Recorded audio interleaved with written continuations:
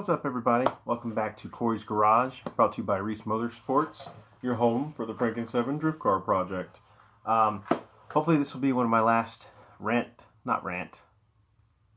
where I just talk the whole time, because earlier today I was filming a quick little video. As some of you may know, about 3-4 weeks ago, I got in contact with a person through a mutual friend from Tennessee Drift that was able to figured they could do some work on my ECU and hopefully get it back to me and hopefully take care of some of my no start issues. So long story short, I sent it off to them. They did some magic in the ECU.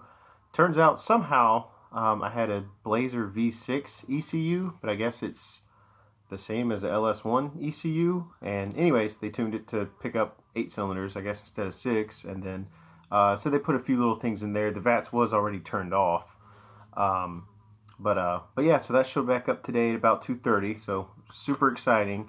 Didn't give me a whole lot of time to work on the car before work, but I did get the ECU put in, and I don't have any editing software or I could mesh these two videos together, but I'll just give you a quick little rundown. So while the ECU was off being tuned, I found some information online. Part of it was with this Wuhan Racy Boy standalone eBay harness I've got. There's a couple of complications with one was the tach signal wire. Somehow in the harness they wire it in with a constant 12-volt source, so apparently before modification, basically what's supposed to be the hookup for the tach wire won't actually do anything, so I still have to fix that. The big one though I did fix was the what was it? The map sensor signal wire. The way it comes out of the box from our friends in Chinatown is basically it's 12 volts going to the map sensor, which I learned recently will cook your map sensor as soon as you turn the power on. So I'm glad I found the video I did. I don't have the gentleman's name, but I did thank him on his YouTube channel. So I made the modification and basically just ran a wire from the 32 pin on the blue side, I believe, of the ECU plug up to the map sensor. So that was the 5-volt reference, and apparently that's what it requires to run. So, or one of the things. Another thing I did, I found a few videos where guys had perfectly running driving LSs, and then they would stop, and then apparently the black ground wire on both coil plugs, both sides of the engine, I guess the ground goes bad, and so they just basically add an additional ground wire. So I did the same thing on this harness, even though it's new and it had a couple of ground straps.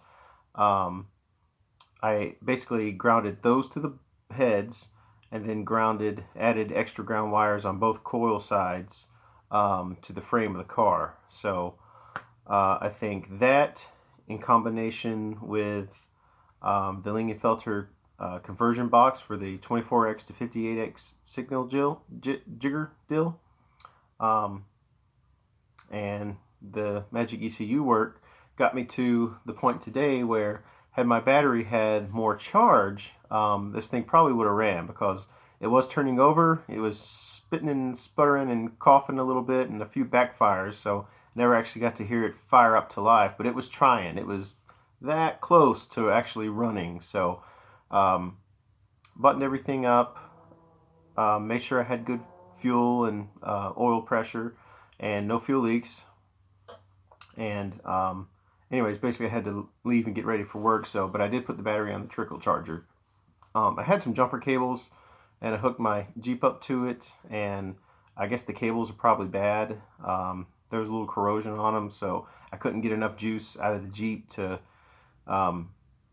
get the car where I needed to, because basically it would turn over, it would kind of cough and stop for a second, and then turn over again and cough a little bit more. So at first it was making me think like maybe I have the coil packs reversed or something, and maybe it's trying to fire on the exhaust stroke or something. I don't know, but I think it was more like it just didn't have enough juice to power the coils all the way, and give the significant spark to get the engine running. But we've got all the ingredients for it to run. We've got air, of course. We've got our fuel, and we should have spark now.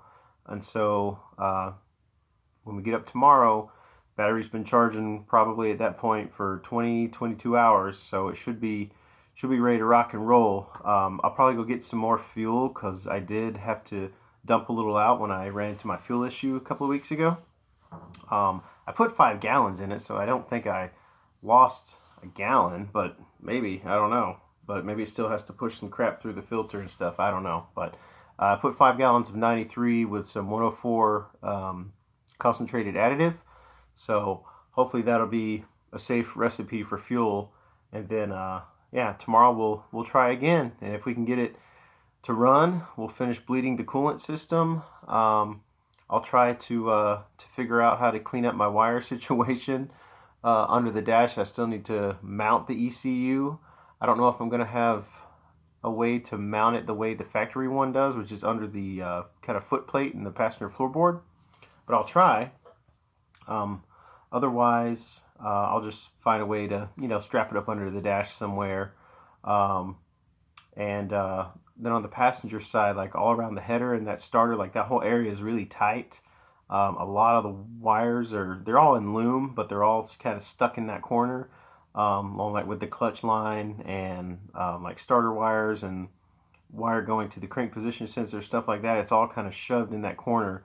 So I would like to figure out a way to kind of shield that stuff. But for starting and running and letting it warm up purpose, it should be okay.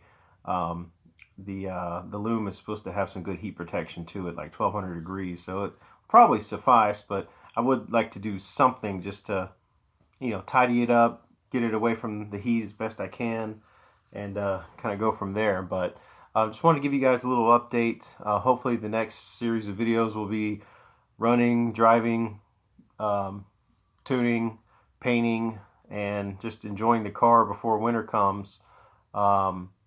So yeah, I think that's all we got for right now. So hope to see you guys tomorrow. Hopefully the Franken-7 will finally roar to life. I'll see how bad of a job I did welding this exhaust and how many leaks we have. But hopefully no fluid leaks. I don't care if we have exhaust leaks. I just definitely don't want any fluid leaks, especially fuel. But I just want to thank each and every one of you guys for sticking with me through this process. I know it's been a lot of yammering, a lot more talking and not so much wrenching, but I tried to change that in the last video, so hopefully this will be the last video that's just me talking. But the car has come a long way since May, and there's still a few things to do here and there, like I want to change a few things. Well, I still need to mount the kill switch and mount the switch panel for the fuel switch and fan switch and starter button. I'll probably just get a piece of like aluminum or something, or if I could find plastic to put in like the center console area or center like where the radio and HVAC controls once were, and mount everything there and try to do it nice. I did get the like the little fuse block, the relays and the OBD2 port all mounted somewhat nicely in the glove box. So I'm happy with how that turned out. So if I can do something similar to that with the switch panel and the kill switch, I'll be feeling pretty good about it. But we still have to bleed the hydraulic handbrake. I'll probably do a little gravity bleeding at first and then do some, yanking on the handle. That sounds bad.